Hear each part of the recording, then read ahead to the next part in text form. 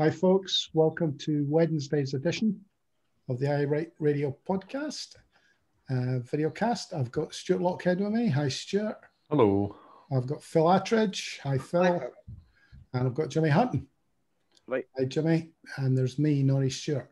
We're going to do PMQs, FMQs, Twa Auld Heids, who had a very interesting program with Mr. Hirst and Denise Findlay.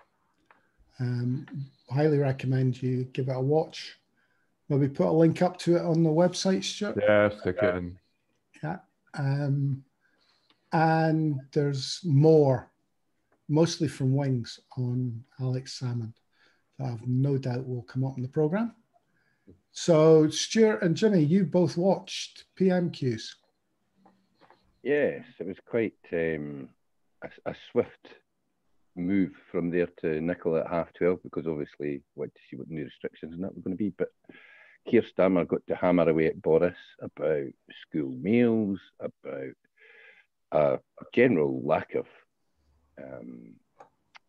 what would you call it, Stuart? A general lack of ability. I think he had a real goal for a change. Mm-hmm. I mean, he was ready. He was well prepared. He had dates, times, and what Boris had said in December.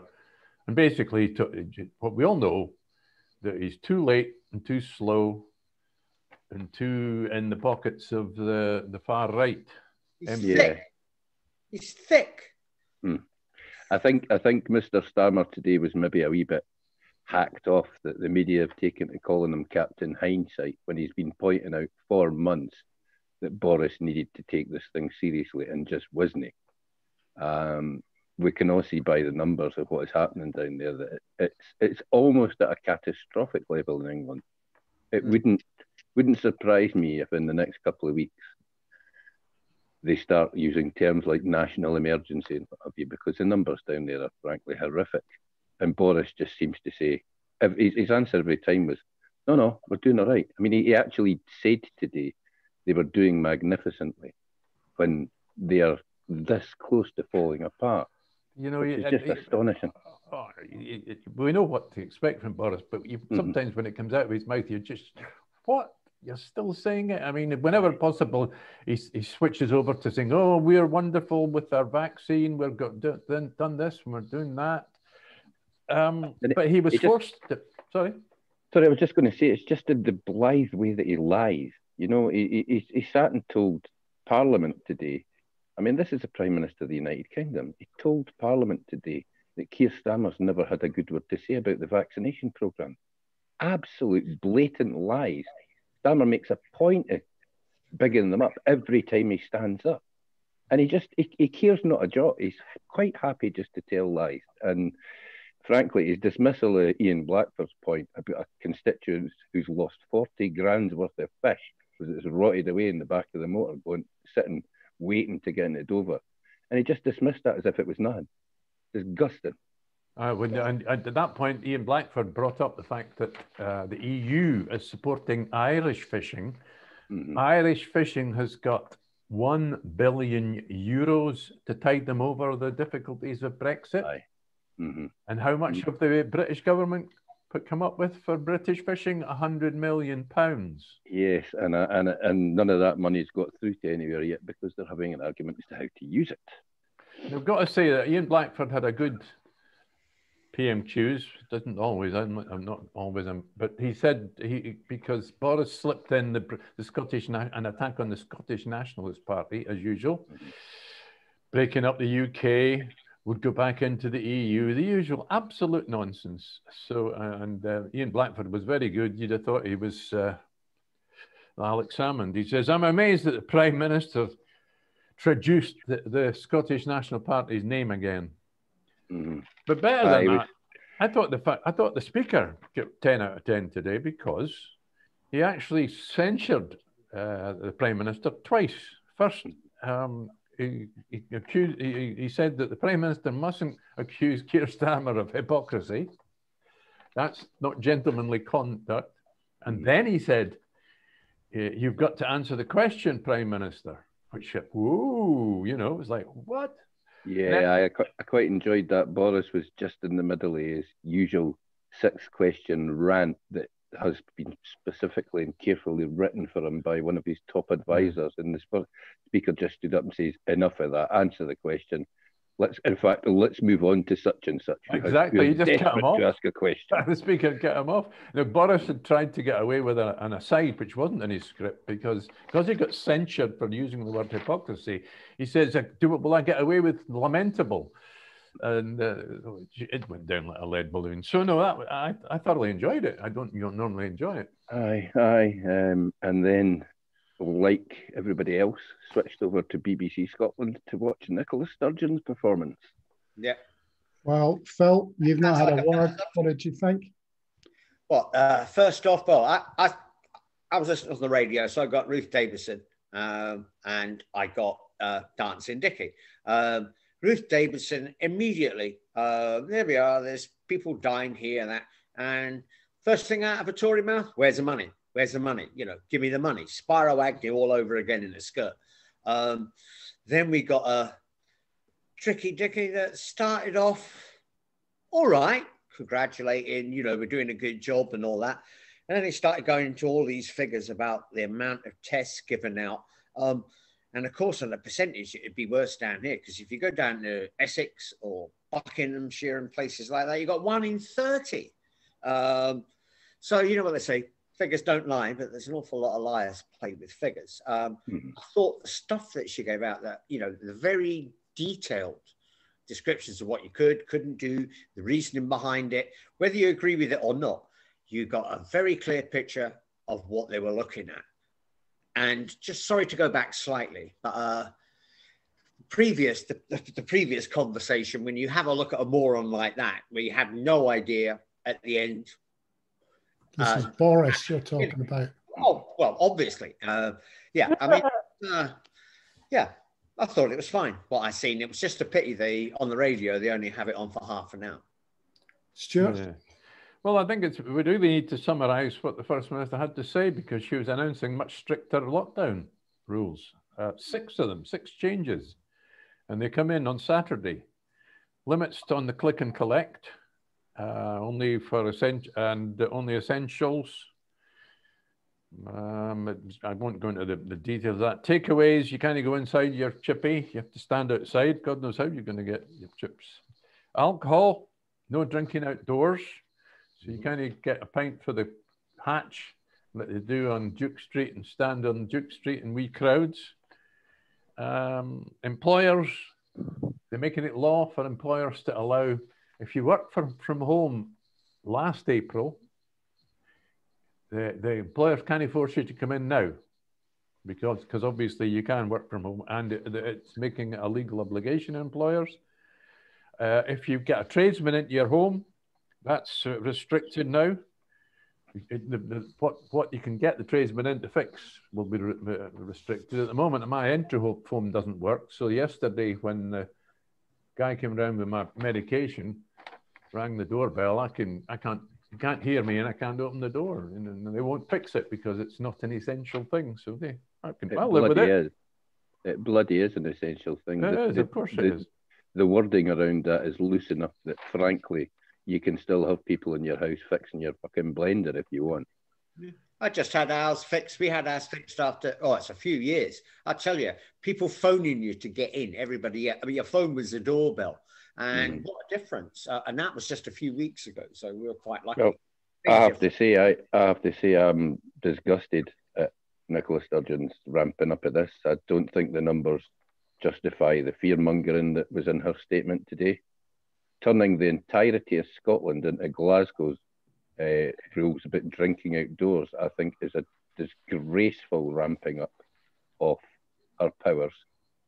She looked pleased when she was doing it, but we all know that she's a joyless wee fun sucker of a woman. So,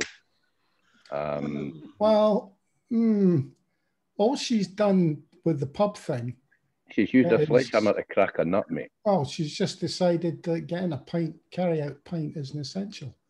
Is it? Yeah. But at the same point, she's hammered every single wee coffee shop that's done everything. That's jumped through every hoop that she's put up, and she's used that same thing to shut them down and serve at a hatch. Phil. Right, yeah. What we're basically going is back to the restrictions, more or less, that we had last year. But Phil, the numbers don't justify that.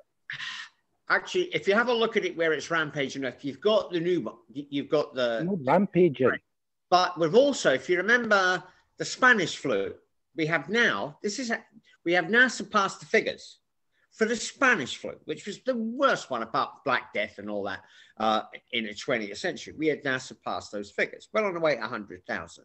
And it's increasing and it's shooting over. It's preventative. And if it stops it getting up here, and it's another few weeks, we've done 9-10 months. Well, it's no stopping it getting up here, is it? That's all. It's no stopping it getting up here, is it? It's already here. And I think they said the other day that about 90% of cases are the new variant. So it's slammed into Scotland, and the numbers still haven't gone through the roof in anything like what she suggested that they would.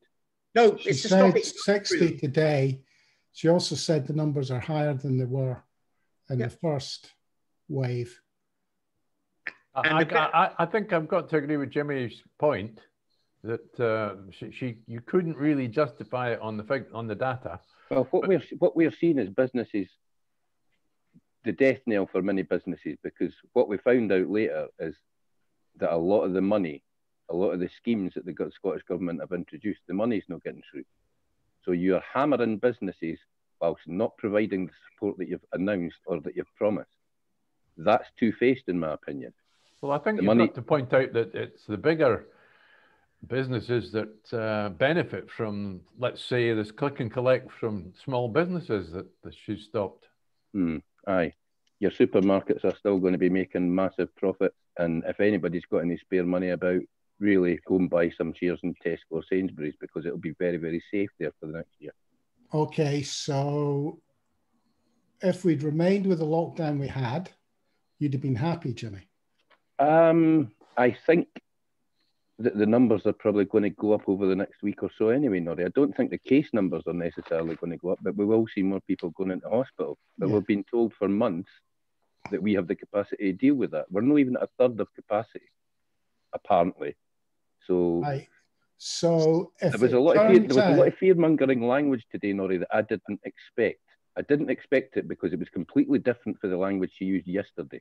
It was like today she needed to ramp up the fear. What happened yesterday that worries her so much that she needs to be seen almost as a control freak and the powerful woman saving us from COVID? What happened yesterday that made her change her language? I remember what your position was before Christmas. Aye, so they are. And it's much the same as your position now, and the numbers have gone up. No, my position then was I thought she was being a bit harsh, and the numbers have gone up. But again, I think she's being a bit harsh because I don't expect case numbers to go up over the next week or two. They've been on the way down for the last few days. So you think the status quo would have been enough? No, I didn't think the status quo would have been enough, but I didn't think turning us into fucking Glasgow overnight is the right thing to do. I don't think telling Scottish people that, Ken, what, you can't have a pint, you'd no staying indoors enough. Stay indoors more because I need you to stay indoors. Meanwhile, there was also some interesting, frankly, I think she lied again today in a question, if I can find it. Yeah, she said there's a question that Willie Rennie asked her, I think, and she said there is not a suggestion that people are not self-isolating because they're not getting their self-isolation grants. Well, I'm sorry, Dol, that is entirely the opposite of what Stephen Riker said on Sunday. And as he's an academic, I would trust his interpretation of the numbers far more than I trust a politician. Well, I'm sorry, I find your position really confusing. Basically, because everything she's done, she's put, a precaution, it says precautionary, in front of it. And I can't see any reason not to make the lockdown as hard as it has to be to get the numbers down. And I'm sorry for the businesses that are going to go to the wall, and there will be businesses that go to the wall. There already are businesses that have gone to the wall. Right, and until somebody has got the bottle to turn around to me and say, right, my pub's worth saving, at the cost of 15 lives, they can stick it. Well, I'll be honest with you, mate. I'd say that to you at any point, any day. I'm a misanthropist. I didn't give a monkey's fuck about half these people that have died because I'll never meet them. I'll never come across them in my life. I'm perfectly happy to say that. What I'm not happy to see is a Scottish First Minister gleefully using powers that I don't think should even be in her hands to shut down the country in a way that would have been seen as utterly fascist and unacceptable a year and a half ago. So she is telling people that's what confuses me. You seem to be saying that we should have let the pandemic take its course. I'm not going that far. I'm not going that far, mate. But I just think that she shouldn't be so gleeful to use royal prerogative powers that, frankly, aren't tested. We don't know that she has the right to use these powers. We're just assuming that because Boris has taken unfettered power into his hands and handed Nicola a bit of it, we're just all glibly assuming that she has the right to do so. I'm not sure she does. I don't think there's anything in the Scotland Act that allows her to act in this manner. But what I'm saying to you is, so your position appears to me to be that she shouldn't be doing anything, either because she doesn't have the powers to do it, or because you don't care how many people die. I didn't give a monkeys, mate. I told you before. I'm no fussed about I am in many ways, of course. But the reality is I'm more concerned about Nicola Sturgeon having unfettered power over the country and using what I consider to be illegal power. And right, so you would her opinion now matters more. Her opinion, because she's First Minister, now matters more than anybody else's in the country. That's why she's First Minister, is it not? And if she hasn't got those powers legally to look after the health of a nation that has the worst record in the EU for deaths and everything else, then Scotland doesn't have the worst record. To legislate to give her the powers. Scotland doesn't have the worst record in the EU. Well, I think we do. No, Scotland doesn't. UK, not Scotland, UK. I don't think Phil's talking about the pandemic. No, I'm a bit stunned, I have to say. I just think she's overstretched herself, and I wonder why she needed to overstretch herself. I wonder what happened yesterday that made her panic. Oh, you're tying this to something else then? I'm just wondering why she needs to be seen as a tower of strength today, because the language was completely different from yesterday. Absolutely 100% volt pass. This tightening of the screw, if you like, has been trailed for about 4 days now. Aye, and only yesterday she was telling us that the numbers were going in the right direction. Look, I honestly thought when we started discussing FMQs that Phil would be in there telling us all about Willie Rennie's contribution. That's because I didn't hear Willie Rennie, because BBC for once did the right thing. They cut him off on the radio. All right, so you didn't hear him. Oh, well, no. That's a shame. I'm not going to bother then. Well, I will. Because Willie did what Willie always does. Made an ass of himself. No, he did. Why aren't you using every single test you've got available to you? You know. Oh, and he didn't mention mental health because he was too busy. I wonder where he'd find all the extra healthcare staff to go out and fund all these mobile clinics that he wants to set up for testing and supermarket car parks and that. Well, I wonder how pissed off he would be when he found out, because you'd used all the tests, people with symptoms didn't have any tests available to them. That wouldn't be Willie's fault. That'd be Nicola's fault. You need more tests. She didn't follow she followed his advice, but didn't follow it in the right manner. Yeah, you should have kept some spare ones for that. I was impressed by some other people further down the list. Rachel Hamilton, posh bird from the Borders. She managed to have a picture of hunting, you know, like hunting with hounds, hunting, right beside her head when she came on. She wasn't in the chamber, you see, and I was thinking, and that's because the Buccleuch hunt, she was doing that, but she was doing product placement because the Buccleuch hunt is based at her hotel. So I was thinking that was clever product placement. Stuart, if she's a bird then, right, as opposed to a human, that means in hunting season you could go down there and shoot her. Oh, you can't say that, Phil. No, you can't say that. It's a bit risky. I know. The other one, another one that got me was Rhoda Grant. Is she Labour? Yes. Yes. Right. So. Now, she made herself look like a dick. Oops, sorry, a divvy, which is worse. If you recall, about 10 days ago, there was a report, there was a bit of video about a police, you could call it a raid on a house party in Aberdeen. Well, she brought that up.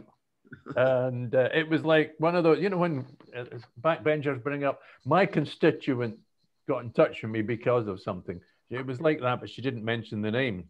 And she made herself sound like an idiot, bringing it up 10 days later. I thought Paddy Harvey, shockingly enough, came up with a decent suggestion about a rent waiver for students that Nicola swiftly sidestepped because, as far as she's concerned, students are, well, cannon fodder at the moment. She made it clear that it's up to landlords and universities to sort out students' rent issues and that the government are going to have nothing to do with it, which I think... Jimmy, either Well, you want her to have the power or you don't. She's got this... Nori, the government have always had the power to deal with the student rent issue. They should have done it last year. We've all said that. The entire academic year should have been cancelled. Students should have stayed at home, and the rent should have been paid by the Scottish government. That would have left thousands of students not travelling to Edinburgh, Glasgow, Stirling, and banging our caseloads through the bloody roof. That's when the second wave started. Has she actually got that power?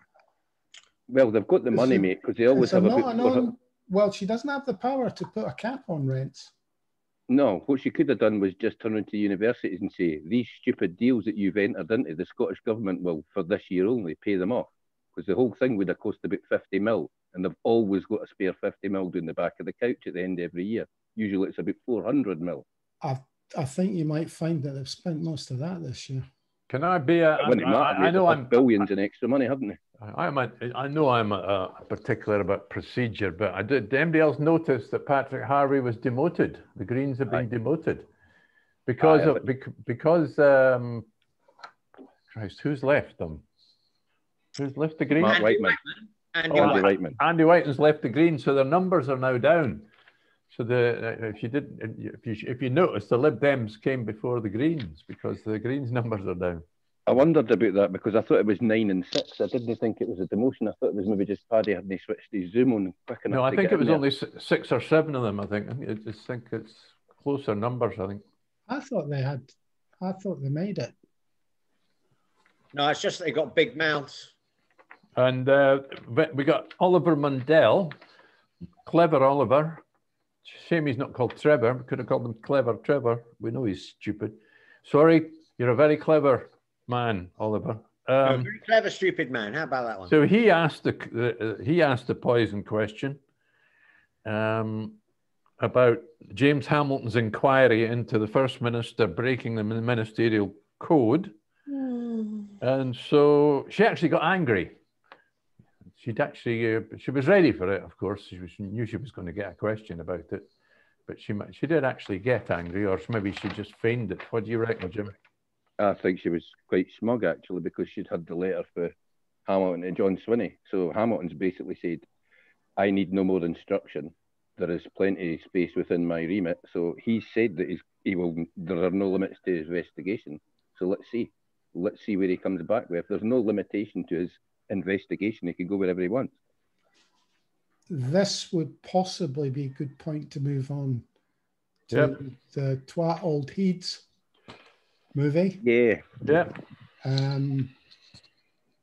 Twa Auld Heids, which is on Indie Live. Recommend everybody watches it. Yes, same as I Write is on Indie Live. Stuart, do you want to introduce this one? You're going to have to go and watch it or listen to it yourself, guys. It's an hour and a quarter, an hour and a half long. The presenter, what's his name? Mike. Damn, he's very good. The guy who organizes it is very passionate, and I'm not. But them aside, the two guests for this week's show, it's a weekly show, were Denise Findlay, who has to be congratulated from where I'm sitting right here on successfully arranging the good guys coup of the SNP NEC at the virtual conference. So well done, Denise Findlay. She had a hat tip to her, as they say. But the star guest was Mark Hirst, who is now innocent, has been found not guilty with no case to answer for his charges of, what was he, threatening behaviour? Well, it started with threatening behaviour, it got moved down to basically a breach, didn't it? Breach of the peace. Got moved to as wide a breach as it possibly could in the desperate hope that they could get some kind of conviction. But it was still thrown out. And what that has allowed to happen this week is that we have, that basically what I said last week and what I'll say again now in public is that we now have corruption at the Crown Office and possibly at Police Scotland. And the evidence is just building and building and building. I think we should mention here, Wings has got a text interview with him as well. Yeah, Wings has put out quite a few things over the last 2 or 3 days that relate into all this. It was interesting to see Mark Hirst and hear his story from his own mouth. It's not a particularly edifying story. It certainly suggests corruption and collusion in places that collusion possibly shouldn't have been happening. And I think he's right in one of the main regards. You know, we're looking at the Lord Advocate there, who really should be out of a job.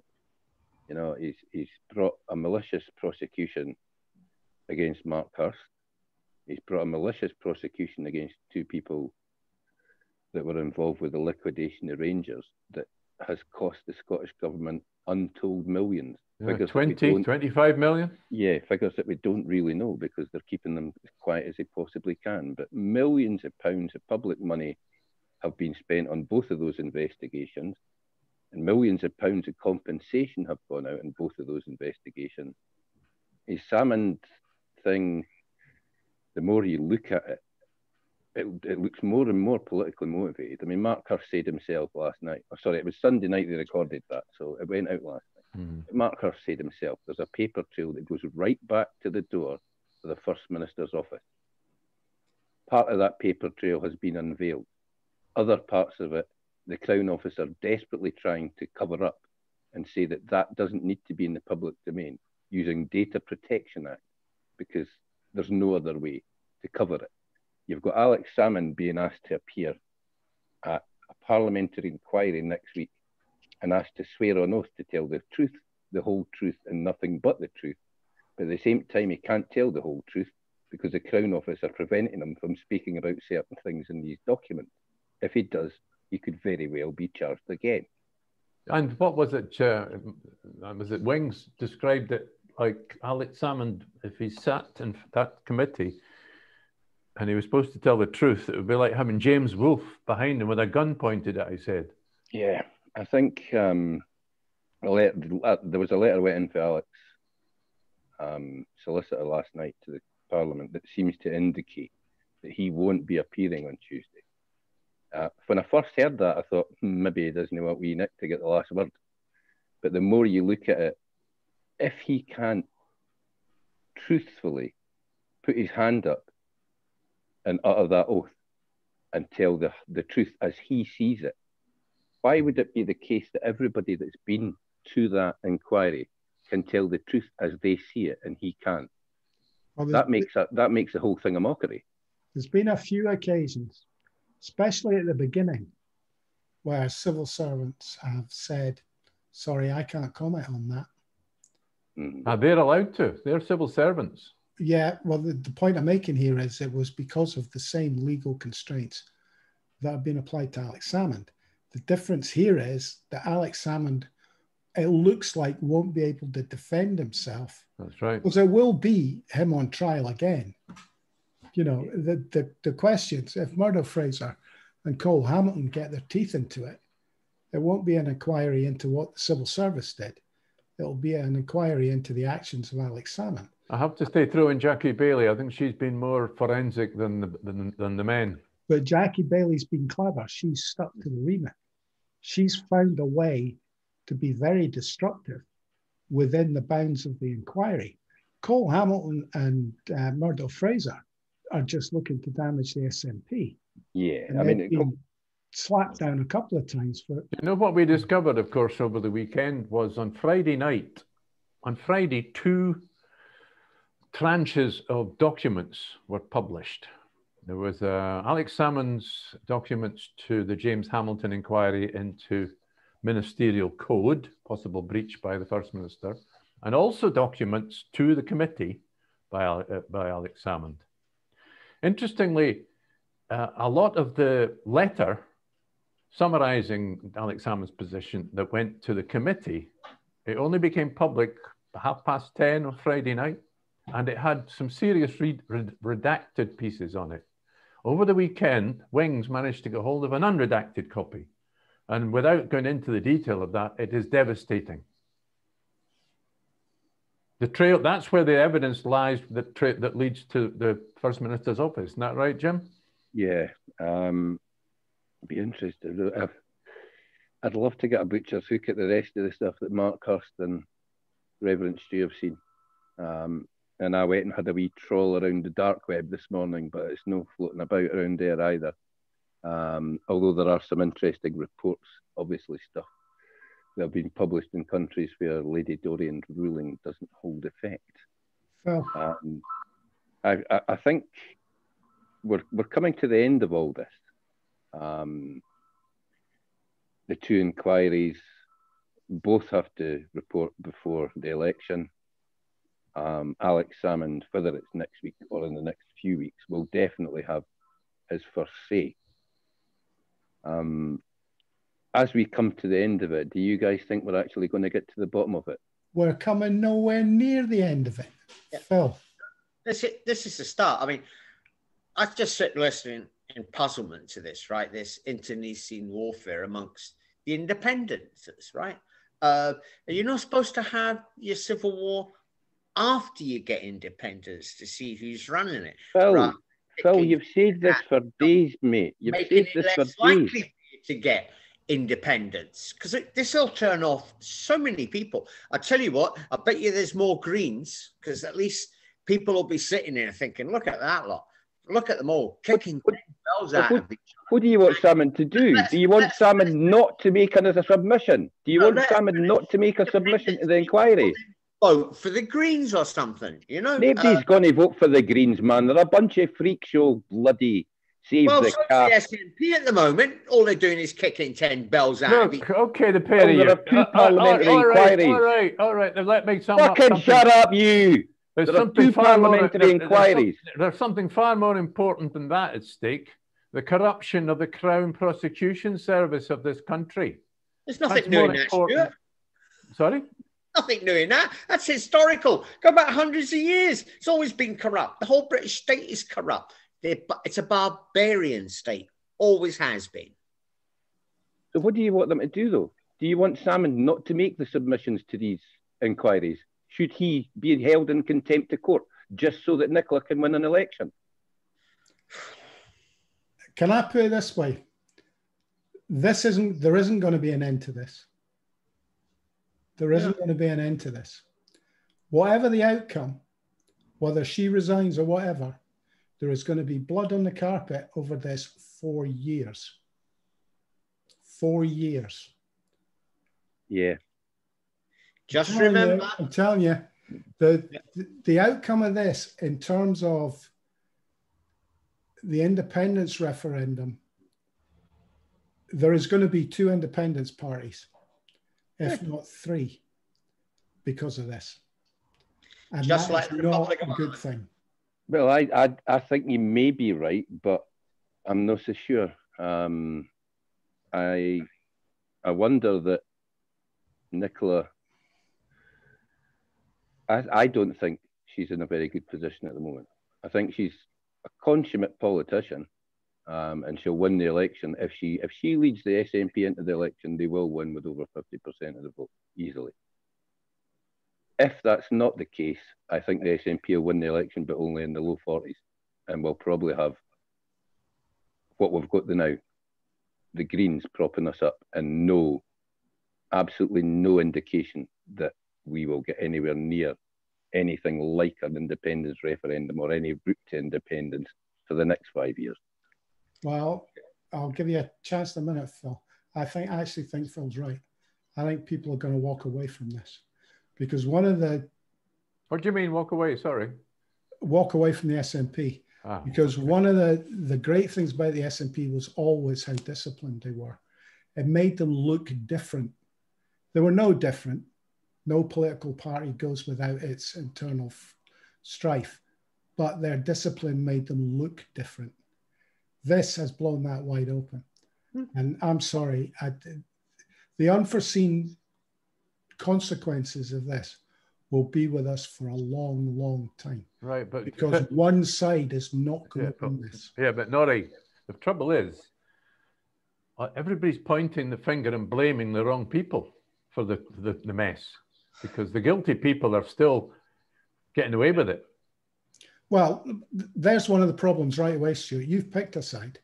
You've decided what side you're on. I've followed the detail. It's day by day. Stuart, I'm being proved right, Norrie. Stuart, did I say you were wrong?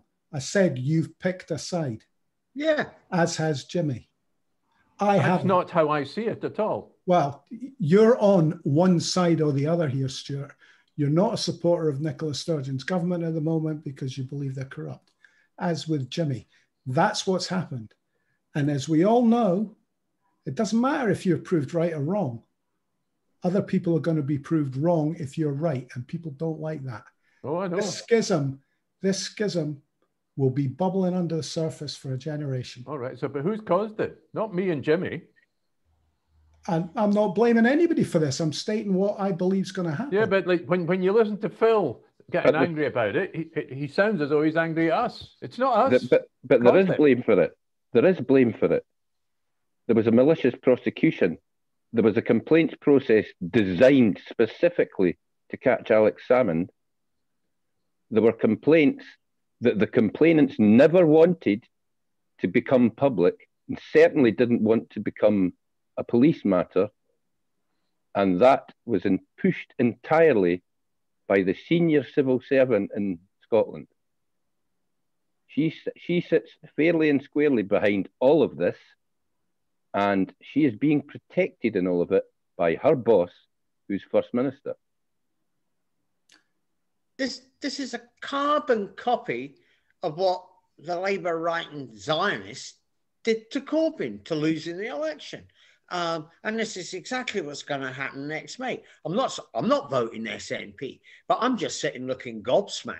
I mean, strategy, what's that? I hate you. I'm sorry, it's juvenile. Phil, juvenile. Again, no Phil. Discipline there. It's pathetic. It gives fuel to the likes of Boris. Again, you're talking piss. It's not even crossed over yet. The SNP are polling at 55%, and you're saying they're going to lose the election. What kind of analysis is that? No, the 55% is for independence, which is why I said the No, the SNP are polling at 55% in the first vote. They're not going to lose the election. They just may not win it massively, like they should do. They won't get at the end of the day, what do you want us to do? Should SNP members not take a position on this? Should SNP members ignore it all? Should the public have went, you know what? Let's pretend this whole 2 years has never happened, and let's vote happily again for Nicola, because that's the only way we'll get independence. No, I'm just saying people should keep their head and keep discipline till after May. June, all meet up in Arthur Seat with clubs and everything you like and batter shite out of yourselves. They can't. By the way, Phil, both of these committees have to report before the election. And this is no carbon copy of what happened to Corbyn. This is you've not got the media involved yet. I'm sorry. I mean, if there's a conspiracy there, and I said if there's a conspiracy there, it's just rolled out of control. And the amateurs that started it have no control over it and lost control of it a long time ago. That's a very profound statement you just made there, Norrie. they have no control over it. This is the trouble, Phil.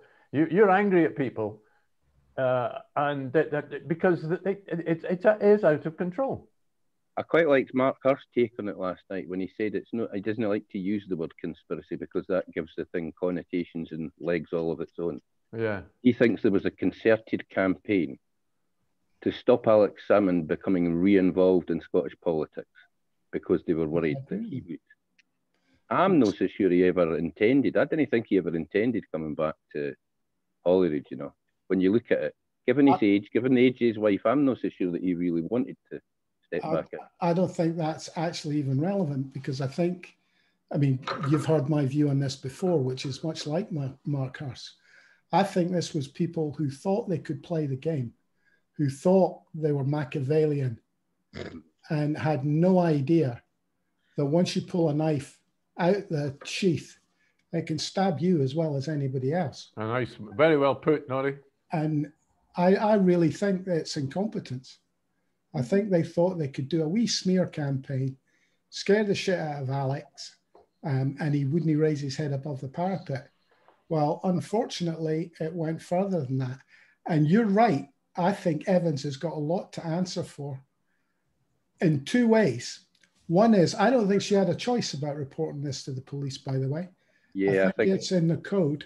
I think she was obliged to. Yeah, when they got to that far into the code, I think you're right. I think she wrote the code. Aye. Can I ask? There was also the point where I thought Salmond wrote the code. Oh, that's the ministerial code. She was advised not to make this whole thing.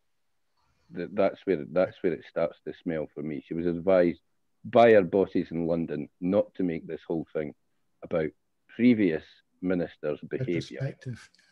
Aye. And frankly, the only reason that they made it retrospective was because they wanted to get Alex. And as I say, I think it's amateurs trying to play professionals. Do you think the amateurs go as far as the First Minister's office? Do you think they've played this? Do you think they've played this poorly? I really do. I think they've been watching too much West Wing. Right. I think they've been watching all these political thrillers in the pictures and on the telly, and they think that's the way the real world works. But it doesn't, because everybody's got an agenda. You might hate him, but somebody will go further to prove how much more they hate him. I think they underestimated. You're right. I think they underestimated what they were unleashing, and right now, nobody has control. And frankly, I think the entirety of the Scottish political establishment could do with a right good clear out. Wow. What they call the stables? What are those? The Stygian stables, or that need cleared out? Yeah. And don't forget, we've still got right. So there's so many legs to this story. When you've got Craig Murray, who's facing very serious charges. His trial has been up from the 24th of January, I think. That's a strange one that's been heard by Lady Dorian again. And because it's a contempt of court, there's no jury. Apparently that's the law. Because it's contempt of court, it has to be heard by the judge. Has to be heard by the same judge. Because in some ways, I think, though, that could compromised. Help Craig. No, you would think that, Stuart, but in some ways it could maybe help him because she's seen the material that he wants to use in his defence. So he can allude to that even though he's not allowed to use it. She's seen it, she's read it all, and she ruled that it was inadmissible. And by the way, I mean, my view on how this all came to be, it's also my view of our head lawyer boy. If you look at what he did with the Rangers decision, the Crown Office mucking that up, I think all of this is more likely to be incompetence than conspiracy. But put it this way, if James Wolfe, the Lord Advocate, was the CEO of any major company and he did what he did, they'd be sacked. Why is he still in post? Because the same rules that apply to CEOs do not apply to civil servants and law officers. He's made malicious prosecution. It's a whole different game. We can't say that what he did to Mark Hirst was malicious, but we can say that what he did to the Rangers liquidators was malicious because that's what the court announced. I've admitted, but the inference Mark Hirst makes was that his prosecution or attempted prosecution was malicious as well. I just think he's an idiot. And he's riding two horses, and there's one horse he doesn't want to be on. He's no independista. Yeah, that was a good point made last night as well by Mark Hirst. That he's supposed to be a well-known unionist, James Wolfe. Unionist, so really sitting in it's an odd thing anyway that the Lord Advocate sits in the cabinet. That just shouldn't be happening in this day and age. But I don't know. Can I move us slightly on because this story never ends? Because that's us on an hour. Oh, right, okay. We can save it. Oh no, I'm telling you. Ask you for a question. How much 2 minutes? Right, it was just to say that there is more in last night's Twa Auld Heids programme from Denise Findlay about the prospects of a independence referendum, and they are not looking good. Well, this year. Yeah.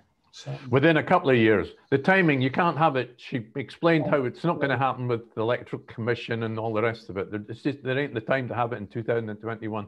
Phil. Just ask the 3 years a question, right? After the Blessed Nicola is tied to the state and set alight, who are you going to vote for the next SNP leader? My choice would probably be right now. It'd probably be parachute Joanna Cherry into the job. I knew that, yeah. Sure. I think I'd go for Joe Cherry at the moment, but I don't know. People are keeping their heads down. I would like a mix of. I would like Joe Cherry and Philippa Whitford to be put together. Joe Cherry has great credentials, but she's nowhere. She's not going to be as popular as Nicola Sturgeon. Philippa Whitford has got the brains. She's got that kind of common touch and competence about her. Yeah, she's a very impressive person. I don't think she would take it, and I don't think she's cutthroat enough. To be honest with you, mate, I think Nicola Sturgeon will lead the SNP into the election.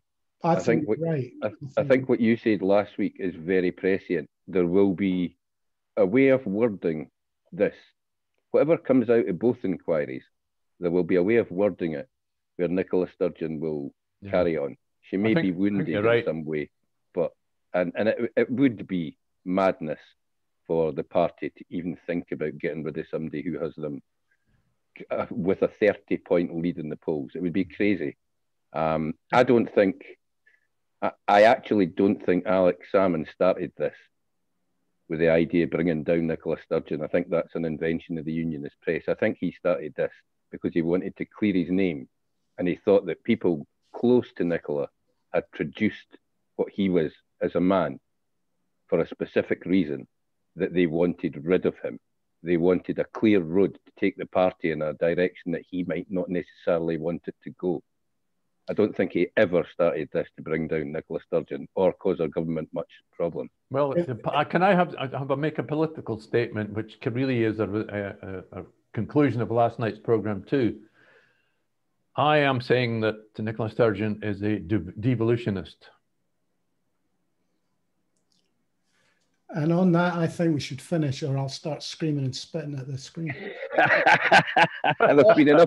There's been enough screaming and spitting the day already. Jesus. Have you heard the Greens' latest one, though? No. A tunnel under the Forth. Yeah, we've got 3 bridges, and the Greens now, Scottish Greens, would like to build Edinburgh to Fife. Their version of the Channel Tunnel. Yeah, but you're only allowed to go through it with a horse and cart. It won't take cars.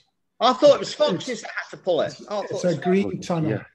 And it's mostly for migrating hedgehogs. I ain't never getting that close to a horse's ass again. Okay, well, look, can I tell you, Borgen, they've just started filming Borgen Series 4. That's no political, nobody cares. Would you all shut up, because we're running out of time.